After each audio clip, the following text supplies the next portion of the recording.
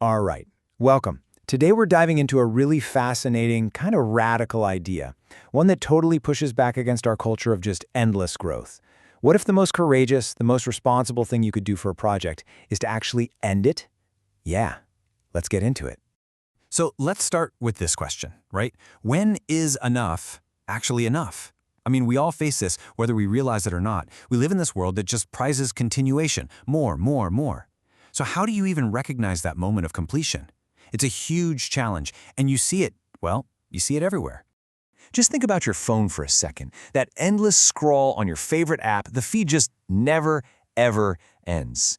It is literally designed to be infinite, to never give you that feeling of conclusion. It's the perfect, everyday example of a system that has absolutely no stop button built in.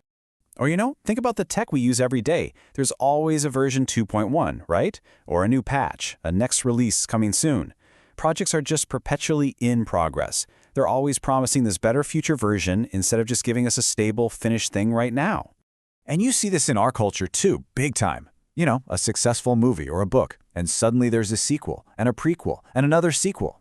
Continuation is often treated as the only real sign of success, and sometimes, let's be honest, it just dilutes the power of that amazing original work. Okay, so we've got to find a new way to think about this. The source material for this explainer, it proposes this really powerful shift in perspective, and it's all about treating an ending not as a failure, but as a deliberate, structural choice. And this slide really gets to the heart of a crucial distinction. See, most projects don't really end. They get interrupted. They run out of money or time, or maybe people just lose interest. But completion, that's something else entirely. That's an internal state. It's that moment when a work has answered all its own questions. It has nothing more it needs to say. Which brings us to this core concept, structural sufficiency. This is that exact moment we're talking about. The point where, yeah, you could keep going. You could add more features, write another chapter, but it wouldn't actually make the work any better or clearer or more stable. It has reached a state of, well, enoughness. So the big question is, how do we find this point of sufficiency? How do we know when we're there? Well, the framework we're digging into today, it's called OntoMesh, and it offers a kind of map to help us navigate this whole new territory. So here it is, the OntoMesh map. And it is so important to understand what this is and what it isn't. This is not a system. It's not a set of rules or some workflow you have to follow. Think of OntoMesh as a descriptive map. It's designed to help you see where you already are. It helps you identify where adding more makes sense, and where you might already be standing on the firm ground of completion. All right, so this map has 4 axes that all work together. The first one is all about how we see the world. Instead of seeing a project as some static thing, this model sees it as a stable pattern. The sandcastle analogy from the source is perfect. A sandcastle isn't a fixed object, right? It's a pattern of sand that holds together only under certain conditions, the right amount of water, no strong wind. So this axis asks us, what conditions allow our project's pattern to hold together, and at what point will it just collapse? Okay, let's move to the second axis. This one is all about building limits into our project from the get-go. It's about creating a container for your idea. I mean, just imagine trying to write a story with no page limit, or building an app with infinite features. It just becomes this sprawling mess, right? So this axis forces us to ask, at what point does adding more stuff, more features, more chapters, more little tweaks, actually start to weaken the entire structure? Now the third axis completely reframes the idea of stopping.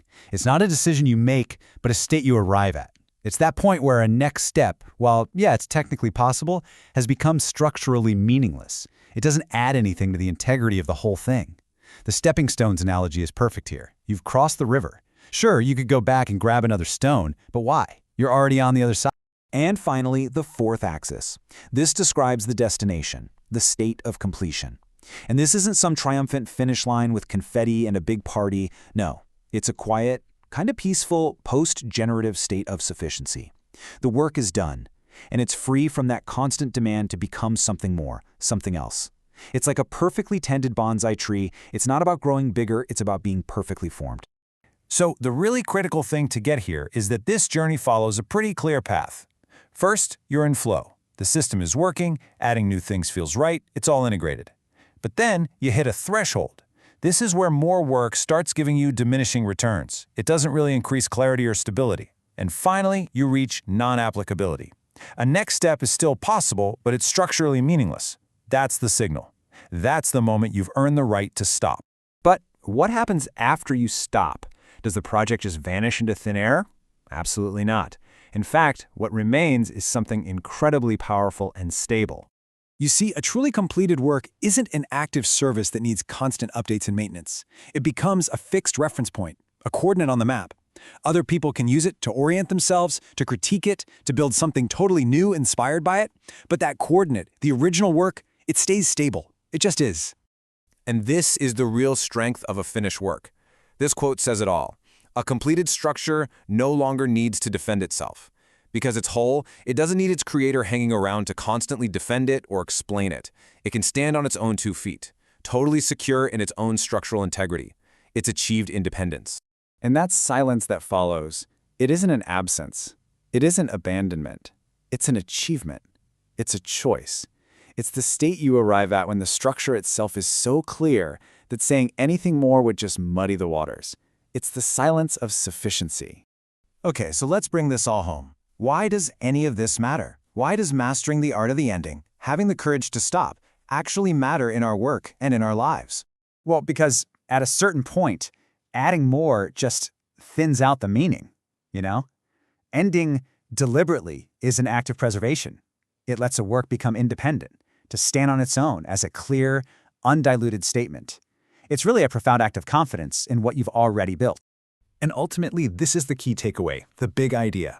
The ability to stop is not a weakness. It's not a sign of failure. It's a signal of structural maturity. It shows that the work knows what it is, and just as importantly, what it is not. And that leaves us with one last question, something for you to think about. Look at your own projects, your own work, maybe even some of your own ideas.